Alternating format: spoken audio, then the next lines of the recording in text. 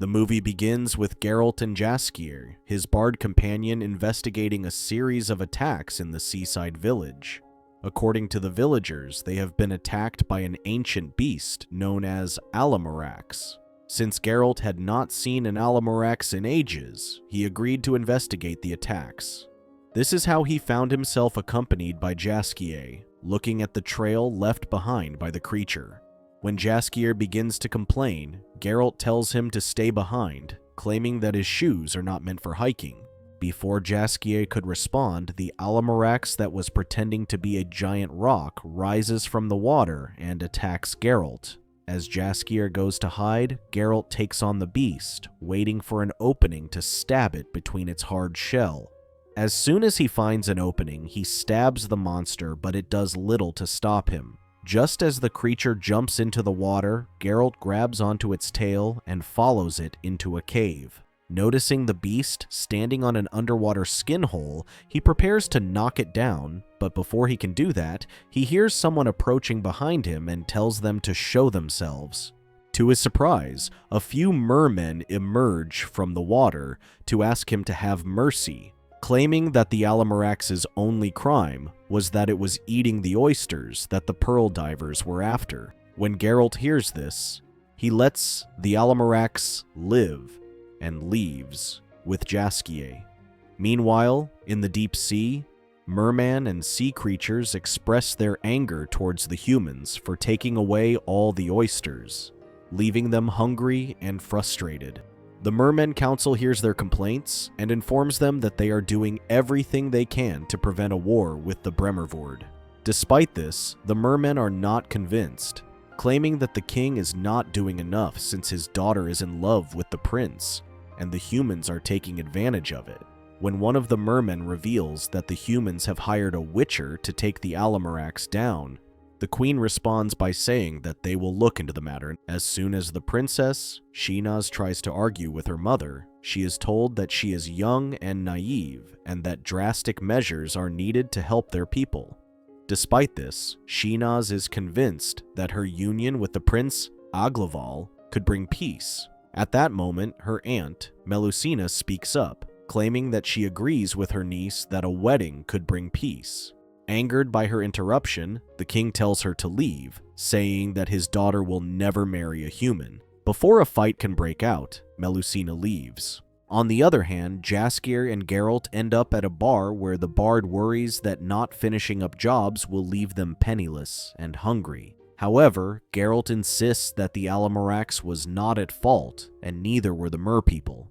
Tired of his vague responses, Jaskier makes a deal with Geralt to take on any jobs that they can find to earn money, claiming that the only reason they even came to the town was to get away from Yennefer, with whom Geralt had a falling out. Not long after this, the two of them are kicked out for not killing the Alamorax. Outside, a man approaches them and asks Jaskier to play at a festival. Unbeknownst to them, a woman watches them from an alley before rushing away. Later that night, Jaskier prepares for his performance when he comes across Essie Davin, also known as Small Eyes.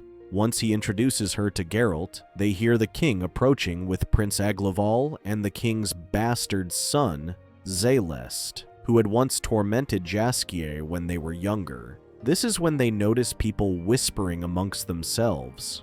Essie reveals that the people know that the Alamorax was a scapegoat and that nothing is being done about the attacks. While everyone watches the dancers on the dance floor, a ship full of pearl divers goes through oysters, looking for pearls. When they finally manage to find one, the captain is suddenly stabbed out of nowhere. As his men try to figure out who is attacking them, they too are attacked. Back at the festival, Jaskier performs his ballads as Geralt makes his way out to the balcony where Essie follows him. After a failed attempt to flirt with her, they are joined by an ecstatic Jaskier who claims that the local bard performing after him will be no match for his talent, not knowing that the local bard is Essie. Once she begins her performance, Jaskier realizes that she is singing one of his ballads and joins her on the stage where they sing together. During this, Geralt overhears Zaelest talking to local men, discussing their problems with the merpeople. When one of them claims that they should get rid of the mermen, Zelest tells them that they can't do anything since the prince is in love with the mer princess. Geralt interrupts them by saying that the mer people are no worse than the humans. Just then, they hear the trumpets as Princess Nispin of Maribor enters the ballroom. Zelest claims that she's been invited to show the prince that he has other options for marriage. Suddenly, Geralt's talisman begins to vibrate as a bleeding sailor collapses in the middle of the ballroom. Before he dies, he claims that the Vodnik has speared him. As people begin to speak up and call the king a coward, he steps up and tells his son that it is time for war. To everyone's surprise, it is Zelest who tells the king that they have a monster hunter among them who can help solve their problem once and for all. When people raise their concerns about Geralt being a good hunter, he tells them that the Alamarax was not responsible for the attacks. Once again, Zelest speaks up, claiming that if the Witcher finds that the Vodnik are behind the attacks, the king will declare war with the mer people. Once the king agrees, Geralt and Jaskier prepare to take on another mission. That night, Geralt falls asleep and dreams of Essie, who asks him why he is resisting her. He replies by saying that things are too simple with her, just as her face transforms into Yennefer. This time, he asks her why she pushes him further away. However, Yennefer shouts and tells him to wake up. Geralt successfully manages to break away from the dream, only to find a Vodnik attacking him. Before he can take the Vodnik down, it blasts him with water and disappears. By the time Jaskier wakes up, he realizes that Geralt has let the Vodnik go and wonders why he would do that. The Witcher replies by saying that he needed the Vodnik alive to be able to track its group, since they don't travel alone. This is when they hear a twig snap, and Geralt prepares to attack. To his surprise, he finds that Essie has followed them. She tells him that she cannot sit by knowing that they might go to war. Knowing that they cannot leave Essie alone, Geralt tells her that they need a boat, but she claims that at low tide, they can walk to Dragon's Fangs. On the other hand, the king tells his son that he needs to think about other options, since he cannot afford the luxury of love. At that moment, Zelest joins them as well, and the king confesses that he wishes that he was his real son.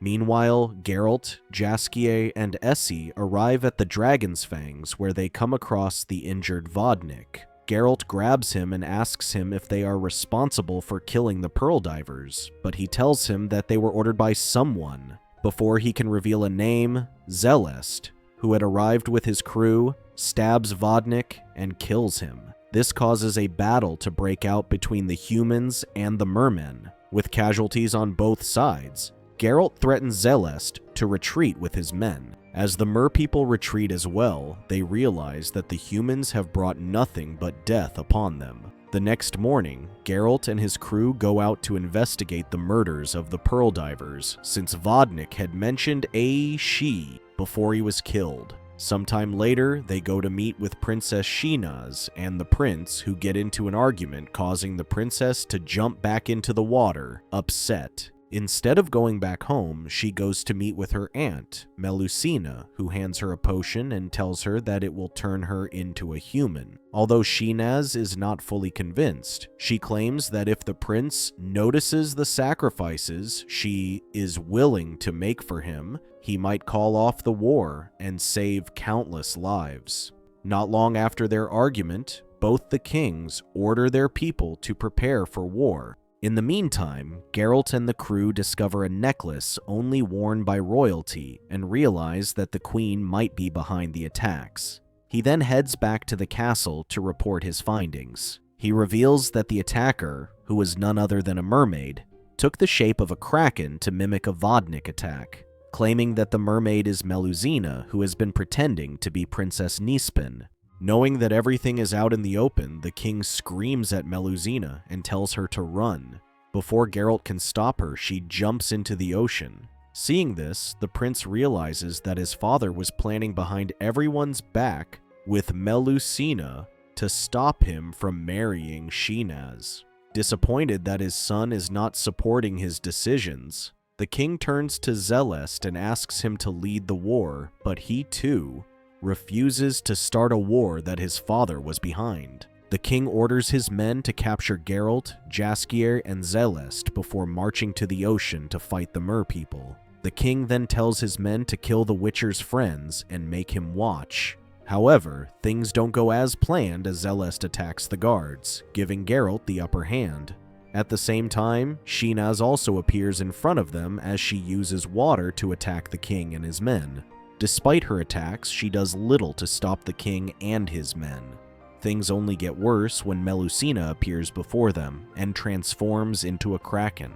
She orders the Vodnik to keep the Witcher busy while she grabs Shinaz, intending to kill her. She claims that the Mer-King was supposed to be hers, but because she could not give him a child, her sister was able to steal him. Before she can kill her, the prince comes to her rescue, but he too gets surrounded by the Vodnik.